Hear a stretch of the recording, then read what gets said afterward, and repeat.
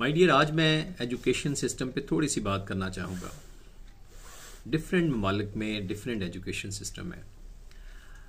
हम अपने कंट्री को जब हम देखते हैं कि हमारे बच्चे लर्निंग में तो बहुत आउटस्टैंडिंग है, फुल नंबर लेते हैं, लेकिन उनकी क्यों उस तरह ग्रूमिंग नहीं होती, क्यों उस तरह वो कॉन्फिडेंट नहीं होते, क्यों उस तरह स्किल्ड नहीं होते। उसके लिए मैं आज एक कंट्री को सिलेक्ट किया है, कनाडा। कनाडा के एजुकेशन सिस्टम में ख़ास बात है कि वो रिजल्ट खुफिया रखते हैं, सीक्रेट रखते हैं, और वो सिर्फ पेरेंट्स को ईमेल कर देते हैं। रिजल्ट डे वाले दिन बाकी जो क्लासें हैं उनको बच्चों को एक एनवल्स में सील करके, स्टेपल करके वो रिजल्ट हैंड ओवर कर देते हैं। क्यों ऐसे है माय डियर? उसके पीछे बहुत सारी लॉजिक है। चूंकि ज़ाहिर है मुझे भी एजुकेशन में नंबर ऑफ ईयर्स 30+ ईयर्स हो गए हैं।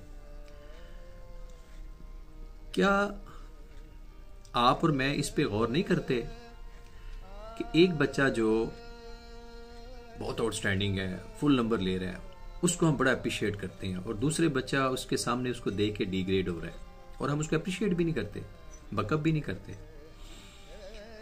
माय डियर, देखिए, जो बच्चा नंबर ज्यादा ले रहा है जरूरी नहीं है कि माशरे में वही कामयाब है। शायद के दूसरे बच्चे में अमली तौर पे स्किल ज्यादा हो, उसके अंदर और एबिलिटीज अल्लाह ताला ने डाल के भेजी हो, लेकिन हम नहीं गौर करते।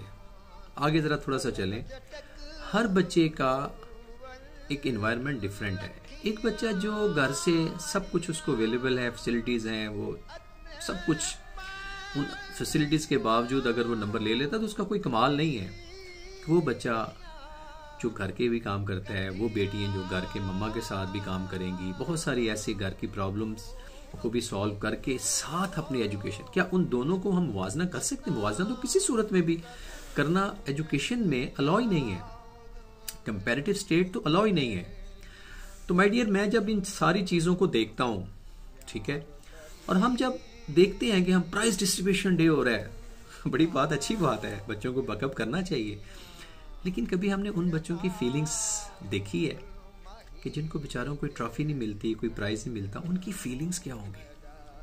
ठीक है, एजुकेशन सिस्टम में हम वन वे और सम अदर बच्चों को बाय ऑल मीन्स, अगर एक आर्ट का कंपटीशन है, एक ऐसे राइटिंग है, एक मतलब अदर देन दैट, जो मैं अपने स्कूल की नहीं बात कर रहा, मैं ऑन द होल बात कर रहा हूँ कि बहुत सारे बच्चों की एबिलिटीज ज़ाया हो जाती हैं, एक्सप्लोर नहीं हो पाती।